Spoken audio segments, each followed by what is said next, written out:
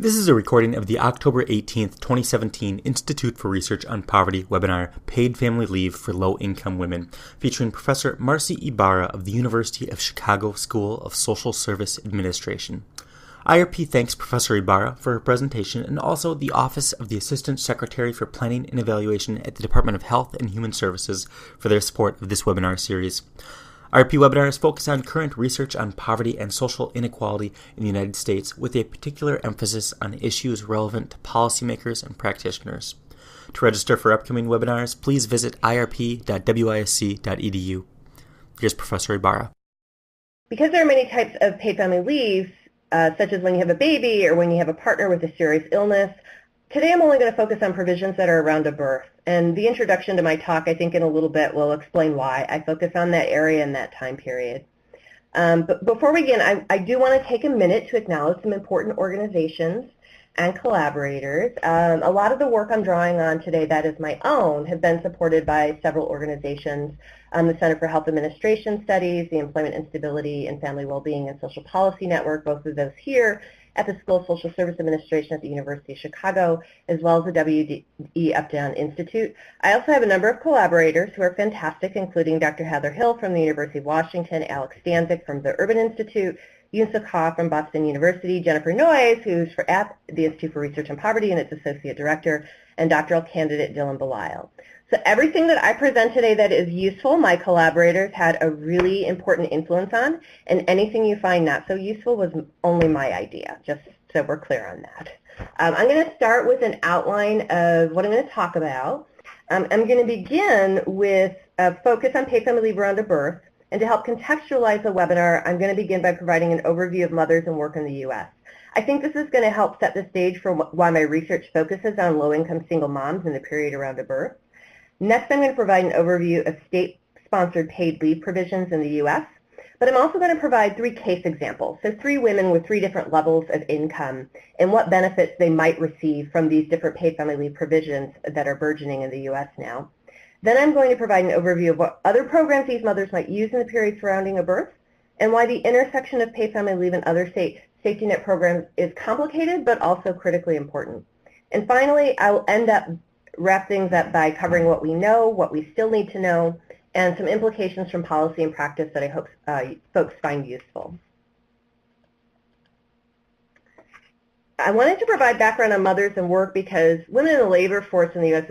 has changed so dramatically in the last 30 years or so, especially among women working with very young children. So in that arena, I'm thinking children who are 3 or younger.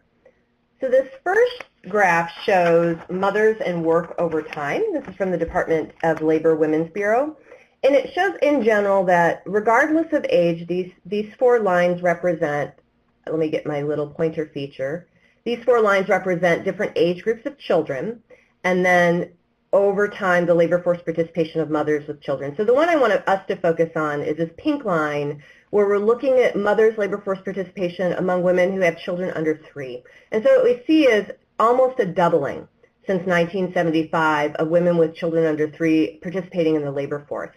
And one important factor I wanted to note, but I don't want to spend a lot of time on, my sense is that lots of folks on the call have an understanding of welfare reform. But welfare reform happened, it was implemented in 1997, passed in 1996, and it essentially did away with the cash welfare entitlement to single women with children.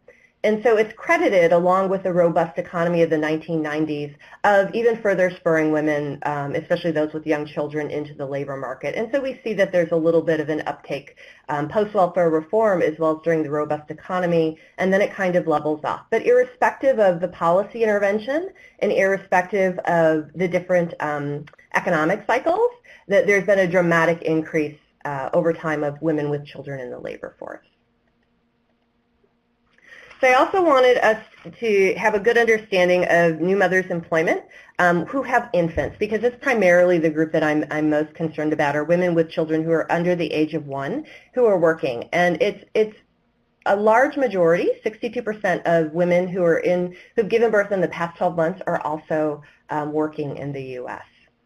So on its own, if moms are working and they have young children, on its own it's probably not enough to raise a lot of concern, because that's kind of our new normal. But when we look at what new mothers' education levels are by women who've given birth in the past 12 months, then I think that there's cause for concern in terms of what types of support they have.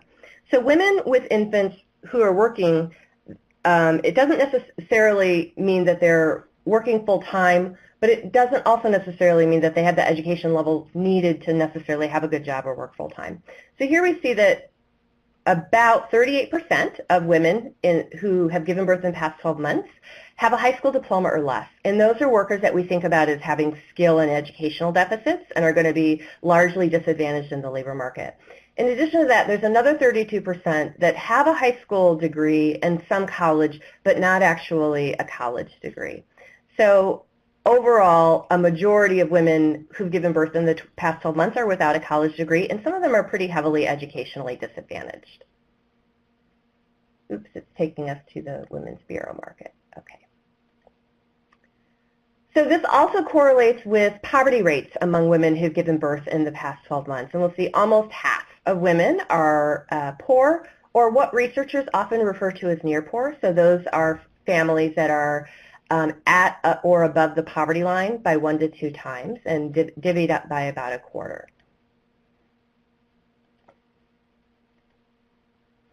This isn't unrelated to marital status. So I mentioned previously that women in the labor force with very young children has risen.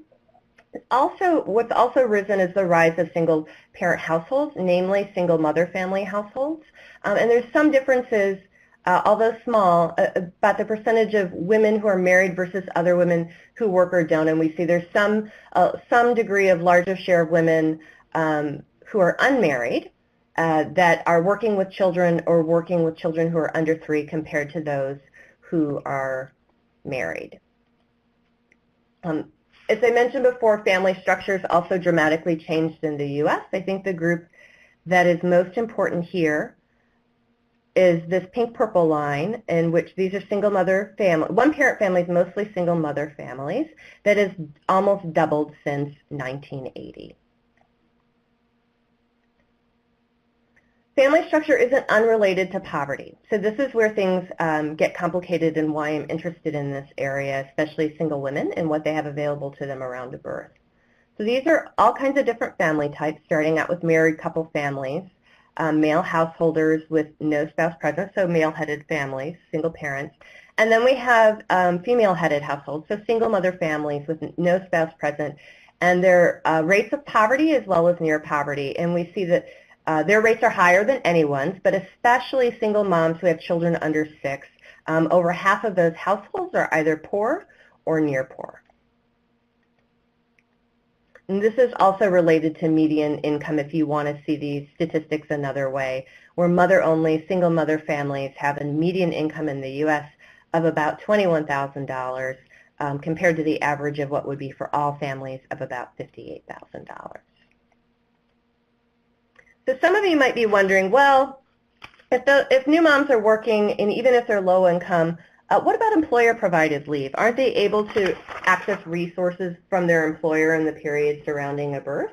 The answer is simply that most don't have it. Only about 12% of U.S. workers have access to paid family leave, and by that I mean a paid maternity leave formal program through their employer. And among those who have it, it's really highly concentrated among professional workers. And by that I mean workers with a bachelor's degree or more. So low-wage workers are the least likely to receive a paternity or maternity leave program. And we also see that some of you might be thinking, well, when I went on maternity leave, I took a combination of paid holiday time or vacation time or sick days.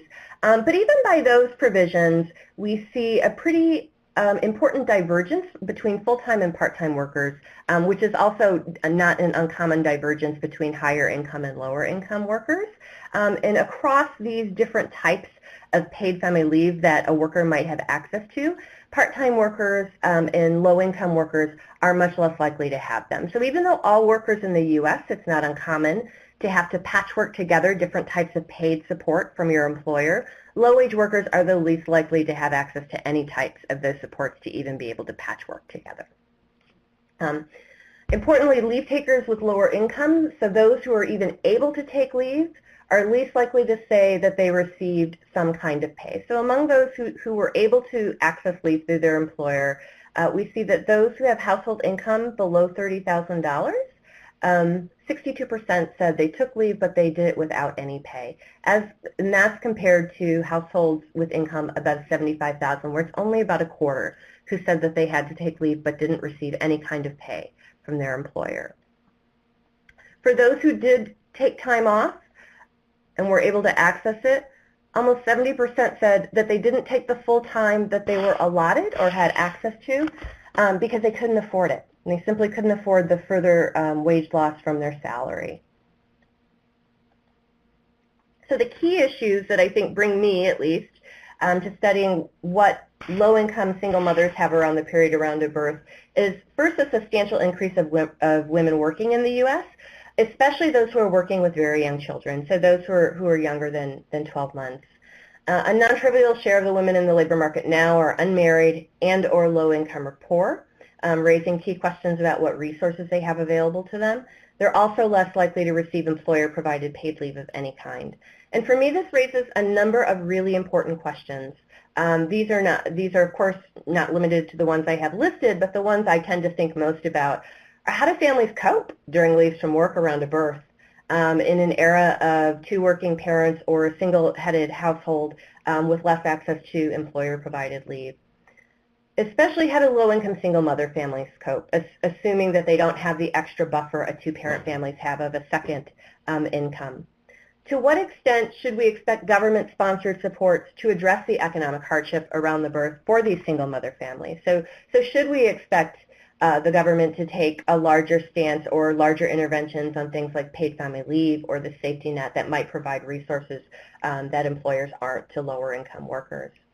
And how are the socioeconomic circumstances of these families affected by these provisions around a birth? And by that I mean, although there's arguments to be made that the U.S. safety net is a patchwork, we also spend quite a bit of resources on these. And so we also need a better understanding of how these programs alleviate economic hardship around a birth for single low-income mother families, but also in the particular circumstances in which they're not able to do that. So why should we care? I think there's a number of reasons why we should care. Some of them I address in my work and some of them I don't, but hope to in the future. I think it raises fundamental questions about the role of government versus employer versus employee in responsibility for caretaking, caregiving, and paid leave in an era of working women and families who are also raising very young children. It also raises issues of equity. Everyone, I'm sure, on the line has heard of the mass media saying of a mommy penalty. So there's absolutely evidence that women who take time out of the labor market around the time of a birth suffer a wage or promotion penalty, or at least perceive that they do. There's also issues related to short and long-term work and income stability. If women who take time off of work are more likely to receive a wage penalty or less likely to receive a promotion, this is going to affect their long-term earnings and comfort at time of retirement if that's the case.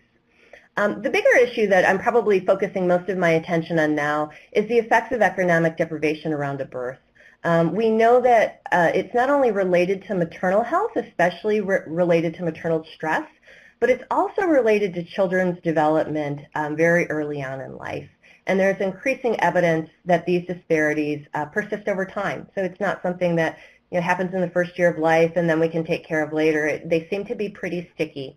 There's also evidence that earlier interventions are more efficient in addressing children's development. And by that I mean in layperson's terms, more bang for our buck in intervening early in children's lives in terms of developing different skill sets that are good for the labor market. And these outcomes, the poor outcomes, are most likely among lower income families, especially single mother families. So investigating the way that social insurance programs like paid family leave, as well as means-tested government support for poor families do or do not support single mother families is critically important, not only to work and income, but also their own and their children's development over time. So I wanted to ground us, not that I'll spend a lot of time on unpaid provisions, but I wanted to ground us all in what the policy provisions in the U.S. are for families. So the first one, of course, is one we're probably all familiar with, which is the Family and Medical Leave Act of 1993, signed by Bill Clinton.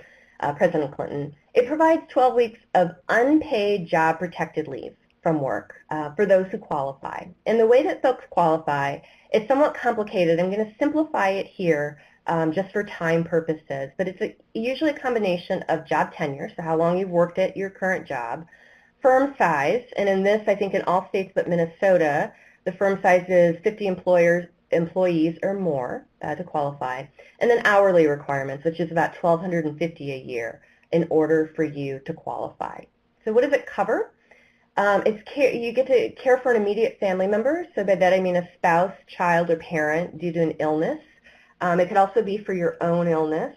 And then, of course, a non-trivial share of folks who take FMLA. It's due to having given birth or having had a child and to care for the newborn child, or adoption or foster care. There are some disparities in access to FMLA coverage. I'm guessing that some of you, if you're unfamiliar with the requirements of qualifying, thought, oh, not everyone is going to qualify for that, and you would be right. It covers about 60% of all U.S. formal workers. So about 60% of formal workers in the U.S. have access to protected job leave if they need it. The good news is that coverage and use of the FMLA has increased over time since 1993. A lot of that's associated with better information dissemination. Firms currently overwhelmingly report not a lot of issues in implementing or allowing FMLA for the employers that are working for their firm. But there are disparities in its use, and similar to the disparities found in employer-provided leave, low-wage workers are the least likely to be covered or have access to FMLA, while professional workers are the most likely. This is related largely, we know, to the job tenure, work hourly requirements, and firm size requirements. Low-wage workers are at a disadvantage because of those eligibility bars. Of those who did take FMLA, almost 2/3 reported that they had, it was either difficult or very difficult for them to make ends meet during that time. Next, I'm going to talk about paid leave provisions. There's two. There's temporary disability insurance, and there's also paid family leave. I'm going to spend most of my time talking about paid family leave. The reason being is that temporary disability insurance is a program designed to address a shorter-term disability from work, which includes recovery from childbirth, while paid family leave is a provision that's designed to address caregiving. And when it comes to newborns at the time around a birth, it's designed to support bonding with the baby. So although women who've given birth can qualify for both if they reside in a particular state, I'm going to focus on the one that's most focused on bonding and taking care of family care support. So here's a map with different state policies, and the blue states are states who have either passed or already implemented paid family leave. So we have California, state of Washington recently passed this year, not yet implemented, the state of New York, New Jersey, Rhode Island, and then D.C. So D.C. and Washington are still pending. They haven't been implemented yet. I did want to note that in all but Washington State and Washington, D.C., are states that have a temporary disability insurance program already in place. TDI, as we call it in the policy world, has been around for a long time in the states that have it. The last one that was passed and implemented was in the 1960s. And so we think it's not an accident that states that already have a TDI system in place are the ones that have adopted paid family leave, just because bureaucratically it's probably a more seamless process to implement another program that's largely paid for through a tax roll system. So this table is designed to tell us, all of us, like not only are paid family leave provisions not in many states, but in the states that they are in, they vary pretty dramatically in the rules and requirements for participating, which I think a lot about in my work. Like, not only are there safety net programs, including social insurance, but are there differences in access and benefits received, and how might that affect different families residing in different states? So I included TDI in this top panel just so you would have it for your reference, because I know they're going to post the slides. But what I really wanted to focus on was paid family leave, and to give you an idea of how the program varies across states. One good benchmark for this is kind of how you qualify for it. So in California, someone just needs to earn $300 in the base period, which is about the year before birth occurs. And in that means that you could essentially work 1 week of full-time minimum wage job and qualify for paid family leave in California the year that you have a baby. Their minimum weekly benefit is $50, so you wouldn't receive a lot, but you would receive something. So this is actually in pretty stark contrast to Washington State's new program, right, where the time off is 12 weeks, which is the longest of any program, although New York's will eventually get to 12 weeks in about 5 years. They replace your wages at 90% and cap the weekly benefit at $1,000. They do have a pretty high eligibility bar in terms of you have to work 1,250 hours to actually qualify for the state of Washington's program, despite it being very eligible. And then if you look across places like New York and Rhode Island and D.C., you see various policy levers at play and how families would or would not qualify for their paid family leave provision, as well as the different replacement rates of wages that families might receive. So I wanted to take a minute to give an example of, a real-world example of what women with different earnings might receive from these different paid family leave programs, just to give us a sense of someone who's lower income versus near poor would receive. So I'm going to use 3 examples. So the first one is Becky, and Becky earns about 50% of the federal poverty line. So to give you a sense of what that is, I'm using a family size of 2, so these are all women, we'll say, who just had a baby. So Becky earns about $6,000 a year, which means her weekly earnings are $116. And so because paid family leave benefits are usually issued at a weekly rate based on weekly earnings, I'm giving you this information for that purpose because the next slide is going to show what they received. And then there's Hannah, who's at about 100% of the federal poverty line, and her earnings are about $12,000 a year. Her weekly earnings are $232. And then there's Jennifer, who's at about 150% of the federal poverty line. So not poor, but who we would call near poor. And she earns about $18,000 a year and just under $350 a week.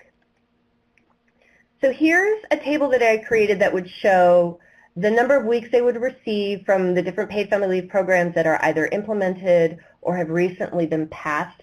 I do want to say, even before I go over these, that there's a ton of caveats to this table. First, it assumes that Becky, Hannah, and Jennifer, where they received benefits, that they all fulfilled any hourly, tenure, or firm size requirements of the paid family leave program. It also doesn't include resources that may have been received from other programs, including employer-provided leave, temporary disability insurance, which families are able to combine with paid family leave in particular states.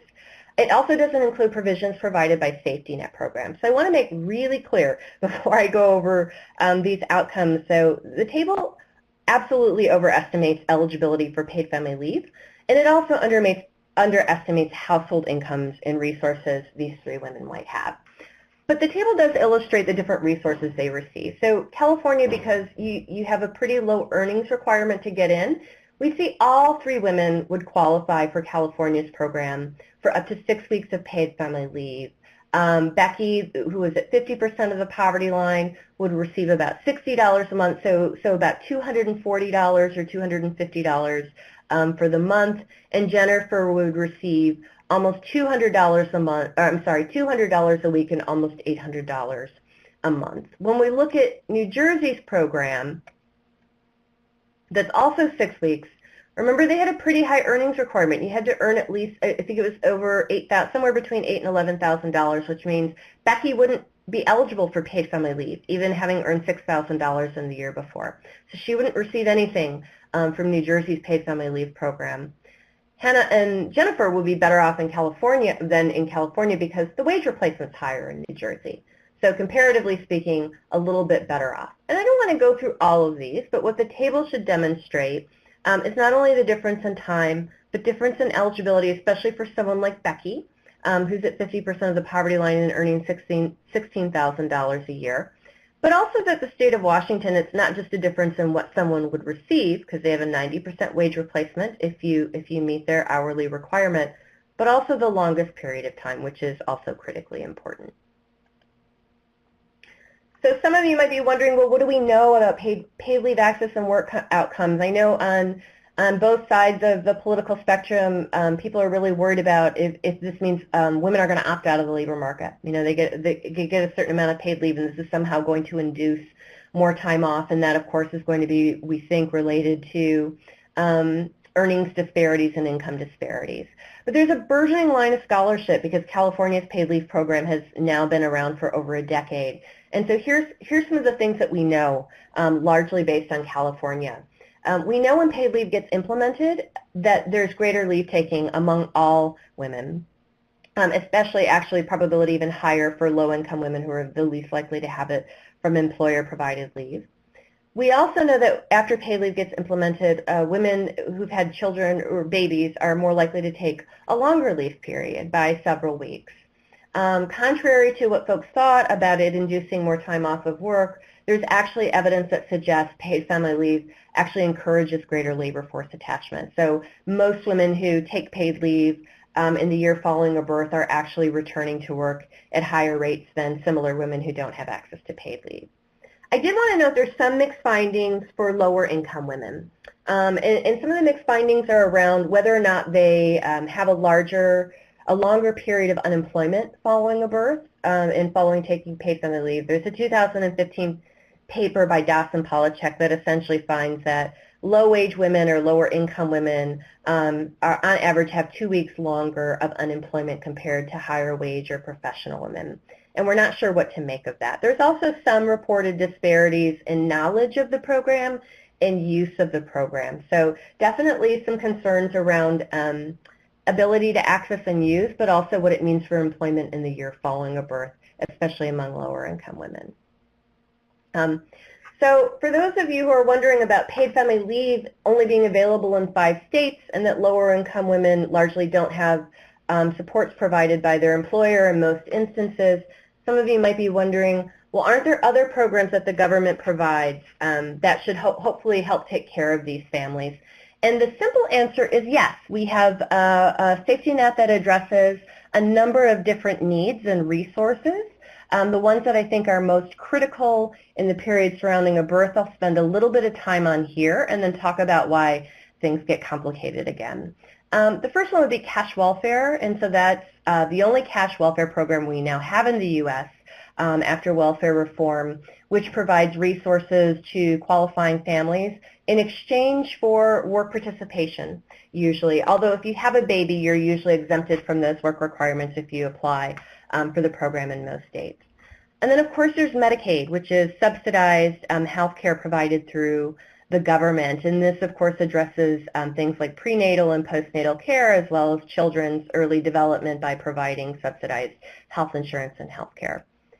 The next program would be food stamps, or SNAP, the Supplemental Nutritional Program that provides families with a voucher, essentially, or an EBT card to buy food resources in order to address food insecurity.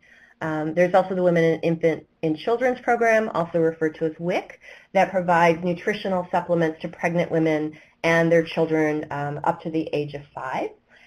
There's things like child care subsidies that provide vouchers to qualifying child care providers to offset the cost of care for women with children, including women with infant children. And so we would expect child care subsidies to be important in returns to employment.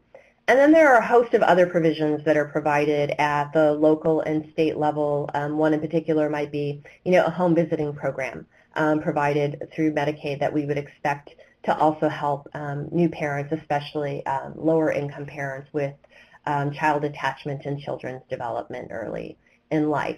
I think the issue at play here with paid family leave that oftentimes gets overlooked is that these safety net provisions oftentimes vary pretty dramatically at the state level. So I mentioned welfare reform before, and what welfare reform also did, in addition to ending the entitlement to cash welfare, was that it ended up devolving authority to states in the design of a number of programs, cash welfare being one of them, child care subsidies also being another one. But in addition to states having authority, even programs like WIC and Medicaid that are less likely to vary dramatically over states and across time, There are differences in state spending per capita on those programs. So if they don't vary by policy rules and requirements, they likely vary by spending in certain locales. And so that's where it gets really tricky in understanding the role that the safety net plays. The result is generally that across programs and oftentimes across states, there are differences in the take-up, so the use of that, I mean by eligible families of safety net programs that vary by state. That means there's also different levels of enrollment and benefits and eligibility by states across these different programs. And we know that these have important implications for access, use, and overall support. Because my work focuses on maternity leave, I focus in that first year of life, and that's pretty much what I'm most interested in. I did want to give an example for those folks who are maybe unfamiliar with how safety net programs vary across states. I think the most obvious example is cash welfare, which has probably gotten the most attention in terms of how much it varies across states. So this is a table from the Center on Budget and Policy Priorities, and it's essentially showing the percentage of a state's average TANF, or cash welfare benefit, as a share of the federal poverty line. And so the darkest shade of orange are states that cash welfare benefit provides at least 40 to 50% of the federal poverty line, and we see that's also the fewest, right, across states. Wisconsin being one.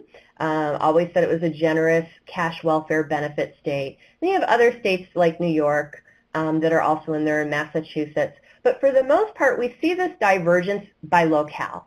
And this is what I talk about a lot with students who are in my policy classes, that the South has kind of its own thing going on, which would be offering the lowest cash welfare benefit levels. So if you think about this in terms of what low-income single mothers have access to at the time around a birth, it wouldn't be inaccurate to say if you're a low-income single woman in the South who's recently given birth, your access to the benefit levels in TANF are probably going to be the lowest in the country, right? Where if you're in the Northeast, your access to benefit levels are going to be, on average, substantially higher.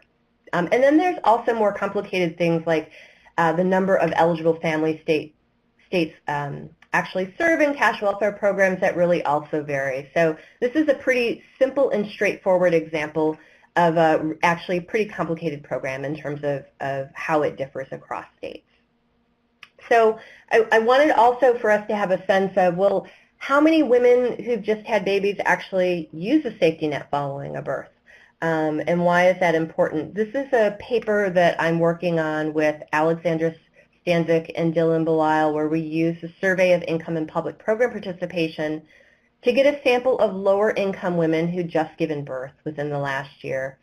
We wanted to see if there were differences in the use of the safety net between paid leave and non-paid leave states, but what I want us to focus on is just the use across all states. It kind of gives us a general use of the percentage of women, low-income women around the birth who are using safety net programs.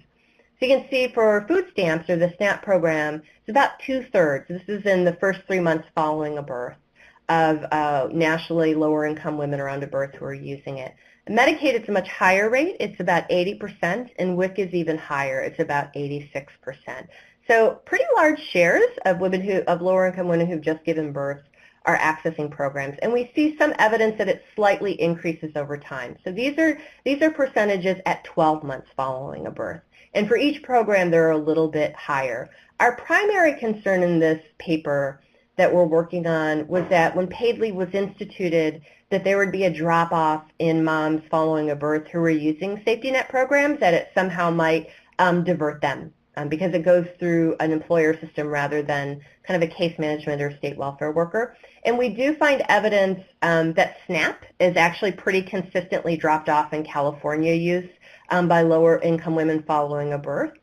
So importantly, what I want to say about that is that we don't know if that's related to less need. It could be that paid family leave in California has acted as a really good substitute for SNAP to thwart food insecurity. It could also be, and we don't know this, but we're concerned about it, that women in California who are getting employer, through their employer paid family leave or through the state where you don't see a caseworker, that they're somehow getting less access to information about SNAP. So that's kind of our next question in this study. So just to review what we know or at least what I think I know, is that we know that low-income women are less likely to have access to any form of employer-provided paid leave. We also know that paid leave provisions that have been implemented in states are associated with greater leave taking around a birth and greater labor force attachment, but these aren't necessarily the case on average for lower income women. So even with paid family leave in place, there's some concern about how lower income women are making ends meet. We also do know that the safety net is commonly used during maternity leaves from work among low income women.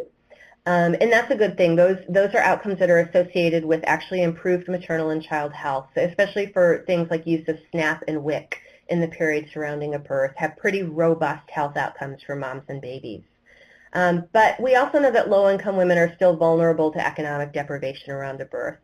Here, Alex Stanzik, who's now at the Urban Institute, did a great dissertation on this and found in the months following a birth that safety net provisions didn't necessarily, women accessing them, didn't necessarily lead to women not still having economic deprivation measured by percent of poverty ratio, although they did seem to recover fairly well in the year following a birth.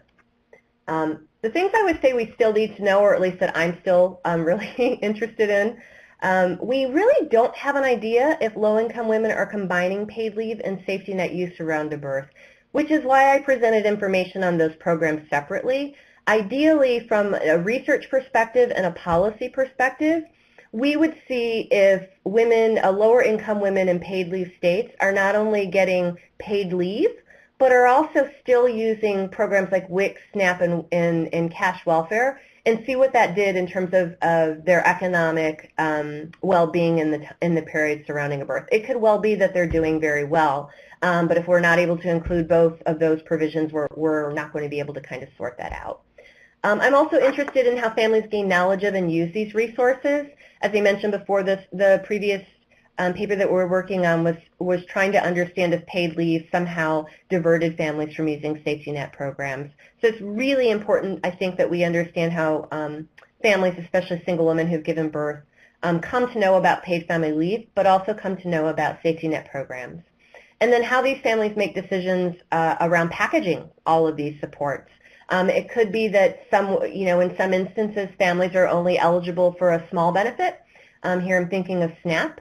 Or maybe if you're only eligible for $20 a month in SNAP, you might make the decision that it's not worth your time. But we actually have very little decision on how families make decisions about packaging these different sets of resources. And then finally, what effects do these provisions have on maternal and child well-being and maternal work in the short and long term? All of these provisions, I think, are critically important. They're also are non-trivial in cost. And so because we think that they have important implications for family and child well-being, and because we think that they're resources that actually get a lot of support, both in cost and in given out to families, we need to have a good understanding of how they affect not only employment, but also family health, especially kids' health, and especially over time. The policy and practice implications, I think, are most important, even though we're still in a developing line of research, is that employers, states, and nonprofit agencies need a working knowledge of all available resources. That means employers need to have a working understanding of state-level provided resources, and nonprofit agencies have to have a working understanding also of state-level provided resources. And these three types of organizations are also oftentimes fairly disjointed, so there's some concern that there isn't working knowledge across them. We need improved information dissemination of workplace and governmental supports.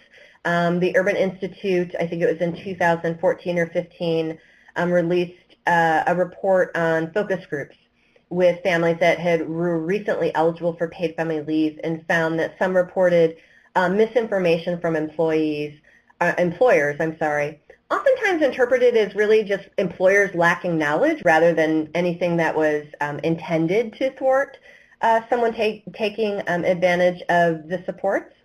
And we also need research on the effects of paid family leave and safety net provisions, not only on maternal work, which has been where a large share of the research has been to date, rightfully so, trying to understand if there are disincentives to work that will lead to longer-term inequities, but also on maternal and child health. And there's some really encouraging studies that are coming out. I'm thinking specifically of one, Catherine Magnuson at IRP in Wisconsin, and Kim Noble from Columbia and Greg Duncan are working on an intervention that it's not a paid family leave program, but it essentially provides families with a small monthly, what I think of as a stipend over time, where they're also going to be doing some imaging, brain imaging of children to see if more economic supports affects children's brain development over time. And I think that study is going to be critically important on shedding light in these different areas.